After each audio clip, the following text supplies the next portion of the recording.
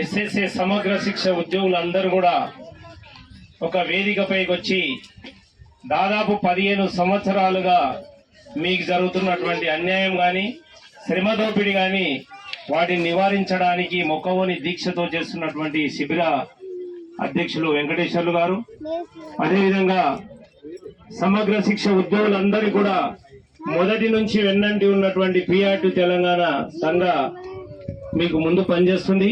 అదేవిధంగా సూర్యాపేట జిల్లా అధ్యక్షులు మిత్రులు వెంకన్న గారు, ప్రధాన కార్యదర్శి శ్రీనివాసులు గారు, మరి ఇక్కడ పెద్ద ఎత్తున పాల్గొన్నటువంటి ముఖ్యంగా మహిళా ఉద్యోగులు చాలా ఎక్కువ ఉన్నారు.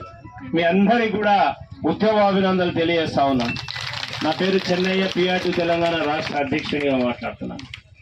వాస్తవానికి మీ ఉద్యమం ఈ మధ్య కాలంలో ఉపాధ్యాయుల ఉద్యమాలు కానీ మిగతా ఉద్యమాలు కానీ ఎక్కడ కూడా ఇంత మొక్కవోని దీక్షతో చేస్తున్నటువంటి సందర్భాలు ఎక్కడ కూడా లేవు. కాబట్టి ఎందుకంటే ఎవరికైనా ఆకలేసిన తప్ప మన బాధ తెలుస్తుంది. కాబట్టి ఈరోజు సమగ్ర శిక్ష దీంట్లో పనిచేసేటువంటి అందరూ కూడా కేజీబీవి వాళ్ళైనా, సిఆర్పీలైనా, ఎంఐఎస్ కోఆర్డినేటర్స్ అయినా, మోడల్ స్కూల్లో గర్ల్స్ హాస్టల్లో టైప్ 4 ఎంప్లాయీస్ అయినా కూడా ఇంతకు ముందు నేను ఒక 5-6 మీటింగ్లలో కూడా పాల్గొన్నాను. కానీ వీరందరి కూడా జరుగుతున్నటువంటి అన్యాయాన్ని ఎన్ని ప్రాతినిధ్యాల ద్వారా చేసినా కూడా ప్రభుత్వం స్పందించలేదు, అధికారులు స్పందించలేదు. రోజుకొక కార్యక్రమం మీపైనే రుద్ది ఈ రోజు వాస్తవానికి రాష్ట్ర విద్యాశాఖ పూర్తిగా నడుస్తుందంటే అది మీపైనే ఆధారపడి నడుస్తుందనే విషయాన్ని కూడా తెలియజేస్తుంది. ఎందుకంటే అప్డేట్ ఎప్పుడు ఏ రాత్రి కావాలంటే సమగ్ర సమాచారం ఇచ్చేది మీరే. ఎక్కడ ఏ ఉపాధ్యాయుడు సొంత సెలవులు పెట్టుకున్నా తర్వాత విహారయాత్రలకు వెళ్ళిన అక్కడ పాఠాలు చెప్పేది కూడా మీరే. మరి పాఠశాలలు నడుపుతున్నారు, విద్యా వ్యవస్థను నడుపుతున్నారు, అన్ని విద్యార్హతలు ఉన్నా కూడా ఎందుకు ఈ ప్రభుత్వం రెగ్యులరైజేషన్ చేస్తలేదు అనేదాన్ని మనం ప్రశ్నించాలి. ఏం తప్పుంది చెప్పండి. మీరు క్రమబద్ధీకరించడానికి మీకు ఉన్నటువంటి అడ్డంకులు ఏంటివి? న్యాయపరంగా కూడా గతంలో మీరు క్రమబద్ధీకరించారు. మరి వీళ్ళు కూడా కనీసం జీతం పెంచట్లేదు. మరి ఉదయం నుంచి సాయంత్రం వరకు ఇప్పుడు చెప్పినట్టు సెకండ్ సాటర్డే సండేలే ఎప్పుడు డిఓ వాళ్ళు మీకు అధికారులే, టీచర్లు అధికారులే, తర్వాత అక్కడ మండల అధికారులు, నోడల్ అధికారులు అందరూ కూడా మీకు అధికారులు పనిచేసినప్పుడు మీ యొక్క శ్రమను గుర్తించడంలో ఈ రాష్ట్ర ప్రభుత్వం పూర్తిగా విఫలమైందనేటువంటి విషయాన్ని కూడా తెలియజేస్తున్నా.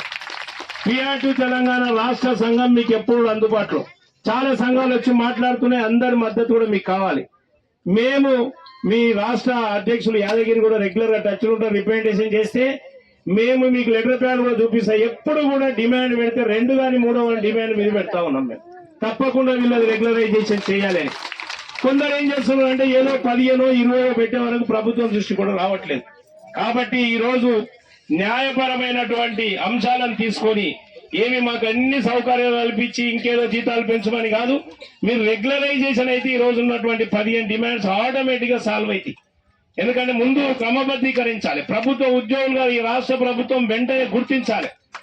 మరి ఆ రోజు ఎలక్షన్ జరిగే టైంలో మీరు అందరూ కూడా అవే వీడియోలు పెట్టుకుంటున్నారు. మరి గౌరవ ముఖ్యమంత్రి గారి దృష్టికి పోవాలా? మరి ఆ రోజు ఏమన్నారు, ఒక అర్ధ గంటలో మీ అందరు కూడా సర్వీస్ క్రమబద్ధీకరణ చేస్తా అంటున్నారు. మరి మీ యొక్క లక్ష్యం కూడా ఈ రోజు ఉద్యోగులను అందరినీ కూడా క్రమబద్ధీకరిస్తామని, కొత్త జాబ్స్ ఇస్తామని, ఉద్యోగులందరినీ కూడా సంతోషంగా ఉండాలనేటువంటి లక్ష్యంతో అందరికి ఆశ చూపి ఈ రోజు మీరు అధికారంలోకి వచ్చారు. అధికారంలోకి మాకు కూడా చాలా సంతోషం. మరి మీరు అధికారంలోకి వచ్చినప్పుడు ఒక్కసారి తిరిగి చూసుకోండి, మీ వీడియోలు చూడండి. మీరు క్రమబద్ధీకరిస్తాం గత ప్రభుత్వాన్ని విమర్శించి వచ్చినప్పుడు వారి యొక్క శ్రమను గుర్తించండి, వారి జాబ్ చార్టును చూడండి. కాబట్టి వారి న్యాయబద్ధమైనటువంటి డిమాండ్స్ అన్నింటినీ పరిష్కరించడానికి మీరు ముందుకు రావాలి. వీటన్నిటికీ ఒకటే పరిష్కారం, ఈ యొక్క మీ ఉద్యోగుల సర్వీసెస్ అంతా కూడా రెగ్యులరైజ్ చేయాలి. కొన్ని కష్టాలు ఉండొచ్చు, కొన్ని ఇబ్బందులు జరగవచ్చు. మొదలు పెట్టినాం కాబట్టి ఇది అంతమయ్యే వరకు, ఏదో ఒకటి సాధించే వరకు మీరు ఖచ్చితంగా ఇట్లే ఉండాలి. మేము కూడా అన్ని దీక్షా శిబిరాలకు వెళ్ళినాం. మొన్న మరి గౌరవ డైరెక్టర్ గారు కూడా చిన్న తొండ వచ్చి మీ పక్కకు వచ్చినా కూడా మీ ముఖాన్ని దీక్ష చెదరకుండా ఉంటుంది. కాబట్టి మధ్యలో ఎన్ని ఇబ్బందులు వచ్చినా ఒకటే నేను గమనించింది ఏంటంటే, ఇప్పటికి నేను 6వ జిల్లాకు వెళ్ళినా ఎక్కడ పోయినా ఏ ఉద్యోగులు కూడా ఇంత క్రమశిక్షణ, ఇంత పట్టుదలగా ఒక దీక్షా శిబిరం నడిపిన సందర్భాలు అయితే ఈ మధ్యకాల దశాబ్ద కాలం పాటు నేను ఎక్కడుతున్నాను. తప్పకుండా మీ కష్టానికి ఫలితం వస్తుంది, ప్రభుత్వం దిగొస్తుంది. దిగి రాకుంటే మెడల్ వంచైనా తప్పకుండా మనము ఈ రెగ్యులరైజ్ చేసుకునేటువంటి కార్యక్రమం చేద్దాం. మొన్న కూడా డైరెక్టర్ గారు మాట్లాడారు, మేము కూడా చర్చలకు వెళ్ళిన మా సెక్రటరీ అబ్దుల్లా గారు వెళ్ళారు. అక్కడ వారు కొంత ఆరాధించారు. ఏం ఆరాధించారు అంటే కేజీబీలను మనం చేస్తే ఎట్లా స్కీమ్ ఎప్పుడు బంద్ అవుతుందో తెలియదు. తర్వాత కోర్టు ఒకసారి ఈ మన కోర్టు వద్దన్న రెగ్యులరైజేషన్ చేసిందా లేదా, మరి మోడల్ స్కూల్ కూడా ఒక స్కీమ్ కేంద్ర ప్రభుత్వం ఎత్తేస్తే దాన్ని రాష్ట్ర ప్రభుత్వం ఆదుకొని ఈ రోజు కొనసాగిస్తుంది. అట్లా కేజీబీలో ఉన్నటువంటి ఎస్ఓస్ కానీ అందరు టీచర్స్ కానీ వాళ్ళు కూడా రేపు కేంద్ర ప్రభుత్వం విత్డ్రా చేస్తే రాష్ట్ర ప్రభుత్వం హక్కున చేర్చుకొని వాళ్ళు రెగ్యులరైజ్ చేయాల్సినటువంటి అవసరం ఉంది సార్ ఈ రోజు. ఎందుకంటే నేను చూస్తున్నా రెసిడెన్షియల్ స్కూల్లో చెప్పేటువంటి టీచర్లకు ఎన్నో వసతులు ఉన్నాయి, మనతో పాటు పనిచేస్తున్నాం.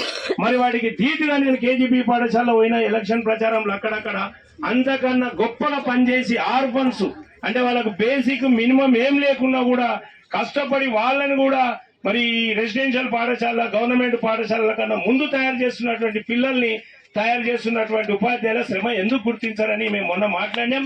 న్యాయపరమైన చిక్కులున్నాయి, వాటిని చర్చించండి. మీరు ఎవరితోటైనా చర్చించండి సార్. ఏ న్యాయం ఒకటి అడ్డు వస్తే ఇంకొకటి దానికి మార్గం ఉంటుంది.